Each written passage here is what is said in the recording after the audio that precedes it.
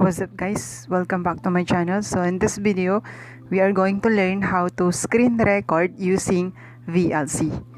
Okay, so anyways, itong application na to is very accessible. So normally karamihan sa mga laptops or netbooks ay meron nitong VLC.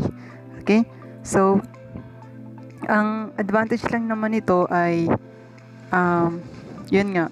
So, mas accessible siya. And, ang disadvantage naman nito ay screen record lang din siya talaga. So, wala siyang audio. So, take note guys na wala siyang audio. So, screen record lang talaga. Okay? So, paano ba? So, punta tayo ngayon. Dito tayo ngayon sa ating screen ng ating netbook or laptop. So, punta lang tayo doon sa VLC. So, yan. So, dito tayo ngayon sa VLC. Okay, then, ang gagawin natin, so, nakita natin sa left side, meron media, playback, audio, video, subtitle, tools, view, and help. So, punta tayo sa media. Ayan. Click natin yan. And, ito yung mga option niya. And, dito tayo sa Open Capture Device. Again, guys, Open Capture Device. Okay, then, ito yung makikita natin. So, ang originally, ganito yan siya. Okay, so, ang option nito, punta tayo dito sa Aerox Show. Dapat naka-desktop siya. Desktop. Ayan. And ito originally 1 ito siya. So, kina-option 20. Depende naman ito sa inyo. Okay? Then, punta tayo dito sa play. Huwag nyo siyang play. Dito sa right, meron siyang button. Okay, meron tayong yan. Play, stream, and convert. And then, click natin itong convert. And browse. Okay, kung saan mapupunta yung record natin. So, mas maganda ay punta natin siya ating desktop. Ayan. Para mas madali natin siya mahanap. And, ilagay natin yung pangalan or name ng record natin. Kunyari, VLC record for instance. And, save lang natin. Ganyan. Okay? Tapos, start lang.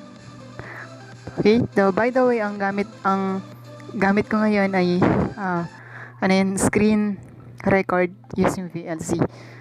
So, yan. So, assuming magkuhan tayo, maggawa-gawa tayo. So, halimbawa,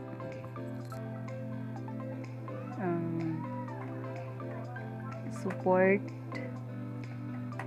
my channel guys. Okay, Mr. Ewan.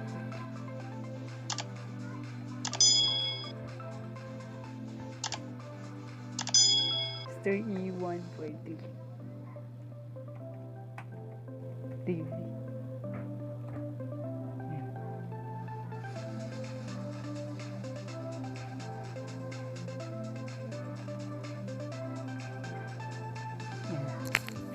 Okay, so, and then, stop nyo lang. So, makikita naman dito guys. Okay.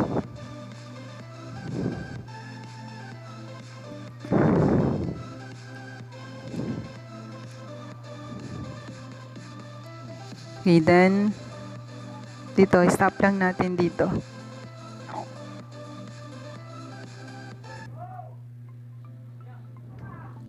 2,000 years later. Okay, so subukan natin panoorin kung na-record siya. Okay? So, eto na siya ngayon kasi save natin siya sa ating desktop.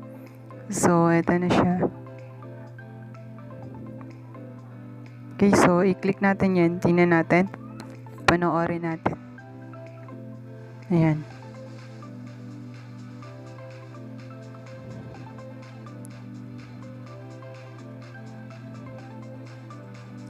So, ito na yung record natin.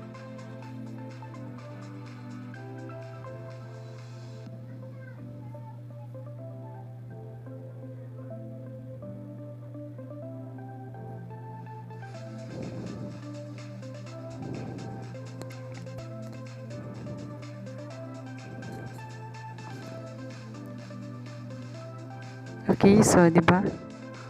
Ayan.